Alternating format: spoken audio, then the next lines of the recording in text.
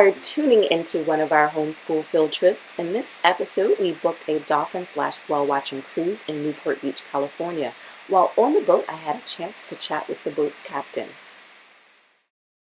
All right, hi. Hi. Just introduce yourself and tell us what you do. My name's Sterling. I'm the captain of the Newport Legacy, or one of 3 captains.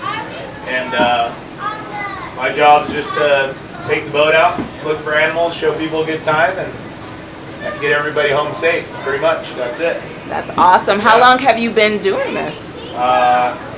Professionally as a captain, a little under a year, but I've been working on boats all my life, so since I was a little kid. Wow. And normally, if somebody is interested in whale watching, how should they prepare? Is there some preparation that they should do? No, not really. It's not really about the sightings in my mind. It's, you come out here expecting a fun boat ride, and everything else you see is a bonus. If you keep your expectations real low, you'll always be surprised, and you'll always be satisfied with what you see out here. Because it's really a hit or miss. We can't guarantee any sort of sighting. Right, so today the first thing we saw were sea lions. Yep. And they were on the buoy. Why are they attracted to the buoy? They're attracted to any sort of surface that's out of the water because they like to warm up their blood and replenish the oil in their fur, and they can only do that when they're out of the water. Okay. And so they like to jump up on people's boats in the harbor. They like to jump up on docks. They don't really care. They just like a place to jump up and warm up, pretty much. And so the second thing we saw were dolphins. So we saw large groups of dolphins. Yeah. And why were there so many? Like, is there a reason that we're seeing a lot around this time? Because it's... No, they typically travel in pods of a couple hundred like that. 100 to about 2,000 is the pod size range.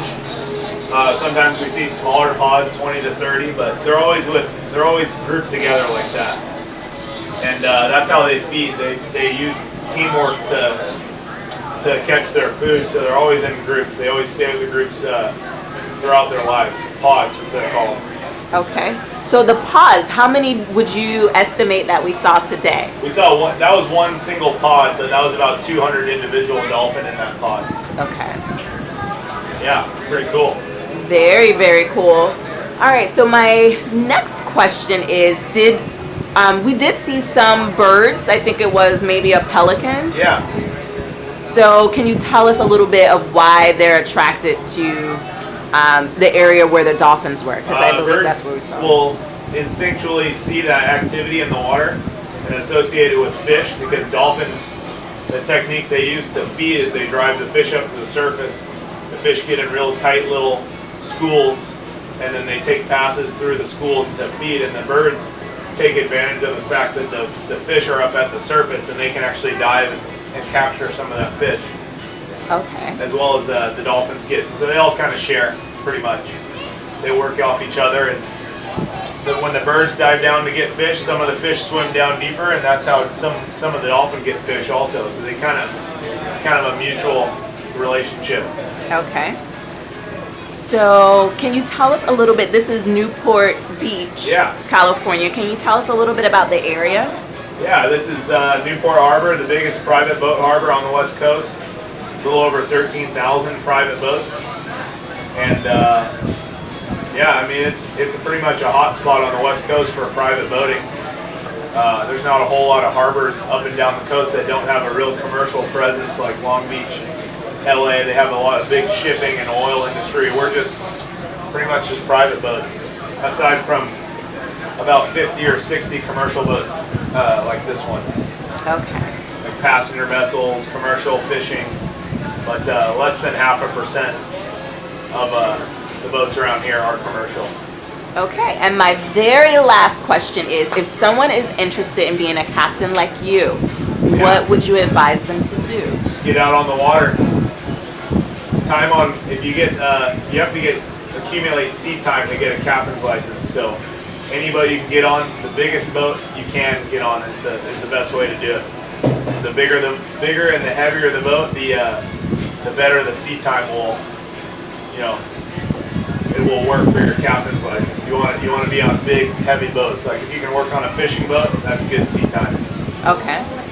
And for you, how long were you on a boat? How quickly did you accumulate time? The youngest they allow you to document it is 16. So since I was 16, when I was on any sort of boat, I kept track of it. Oh wow. It took me a couple of years, a few years to get enough, and then you do all the paperwork, you take all the tests, and then you have it. Did you have a mentor that? No, not really. I mean, just kind of all the captains around here helping me out a little bit along the way.